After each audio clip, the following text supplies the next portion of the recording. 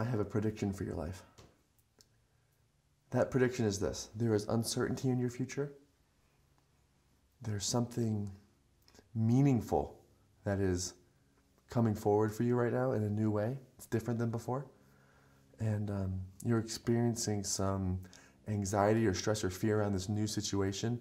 And for some reason, you have this yearning to go on a vacation. I'm not sure why, but it just seems like there's travel in your future. There's uncertainty in your future. And really what you need is a swift kick in Uranus to realize that you're more powerful than the stars. And if Mercury is in retrograde right now, just remember, you're not.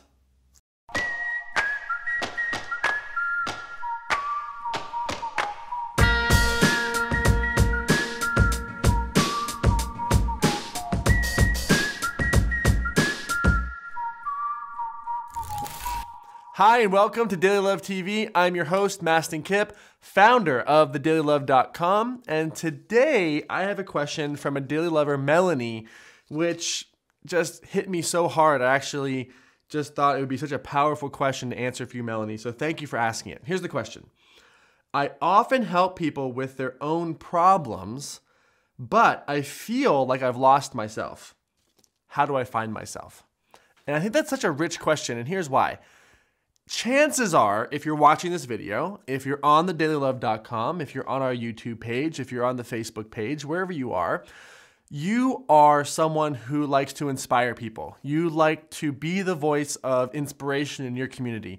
You probably get phone calls from people who want your help and your advice. You're probably a coach, a yoga teacher.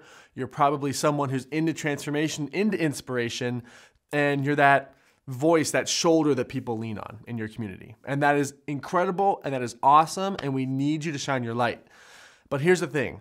So many healers, whether you're an actual healer or you're in the corporate world, but you still get the phone calls, doesn't matter.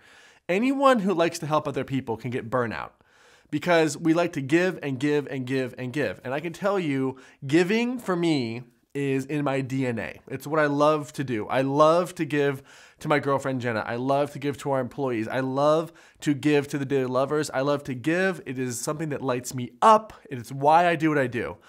The problem with it, though, is that like anything, there can be an extreme where all we do is give and give and give and give and give. Now, if you give and give and give with no boundary, if you give and give and give without having a sense of self, there is a technical term for that. It's called codependent.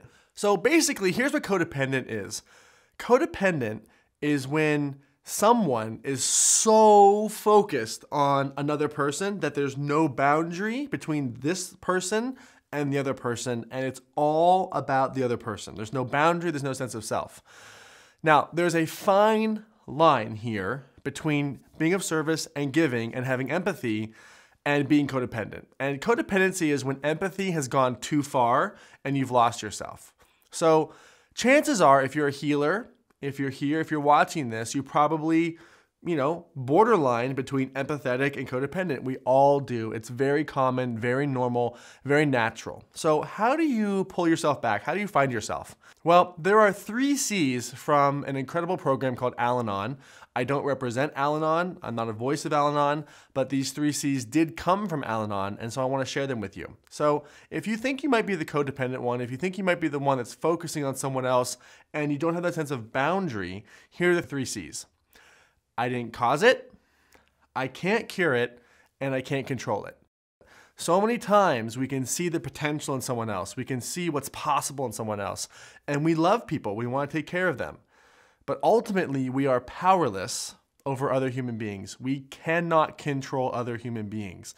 And this can be a very powerful and a very painful lesson that we can sometimes learn. So the first thing you want to start to realize is that you are not them. And you, as much as you want to transform them and change them, you can't. The second thing is, it's about getting comfortable with being selfish. Selfish. Not selfish, but selfish. So what's the difference? Selfishness is when it's only all about you, and it's you, and you have no concern for someone else. Selfish is when you start to realize that you have wants, you have needs, you have desires too. And so the second thing that you want to start to realize, now that you realize that you're powerless over someone, the next thing to figure out is, well, what do I want? And maybe you don't know physically what you want, but you might know how you want to feel. I want to feel grounded. I want to feel connected. I want to feel excited, whatever that is. So start to realize that you have the 3 C's, and then start to get selfish and ask yourself, what do you want to feel? And then the third question is, well, what do I got to do to feel that way besides pay attention to this other person? So it might be being creative. It might be going to the gym. It might be doing anything. It could be something dramatic like moving out or breaking up. It doesn't really matter. But when you really start to think about how you want to feel connected, healthy, secure, excited about life, whatever that is, what do you have to do to feel that way outside that relationship? And then the fourth thing is, do it. Take the courageous action. Doing it is so powerful. And the thing that starts to unfold as you start to do it is all of those reasons why you've been in the codependent relationship, right? So as you start to take action outside of your comfort zone, as you start to do things that are new, that aren't just focused on that person, it's going to be scary, it'll be unsettling, but ultimately, it's like the age-old phrase, right? You have to fill up your own glass before you can help someone else, right? An empty glass, no one can drink from. So how do you find yourself? You didn't cause it. You can't control it. You didn't cure it. Next, you really want to start to realize how you want to feel. Then what do I got to do to feel that way outside the relationship? And then fourth, what's my next action step? And that action step should scare you because it's new, it's uncertain, it's unknown.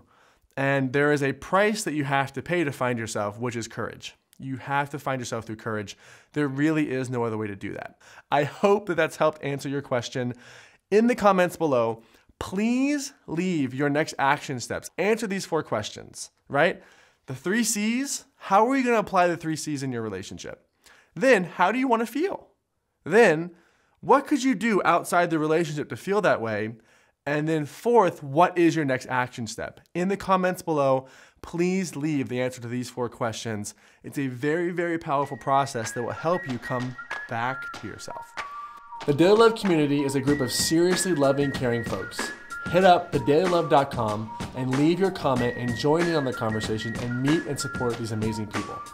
Also, we publish a rockin' daily email full of inspiration from me and all kinds of amazing experts from around the world. Head on over to thedailylove.com and sign up for our email to get these awesome daily doses of love. If this video has inspired you, please feel free to share it with friends, family, people that you love, inspire them to stretch into the next phase of their life. And also, please feel free to subscribe to The Daily Love on YouTube so that you get notified when we have more videos coming out. And as always here at Daily Love TV, take action and make it real.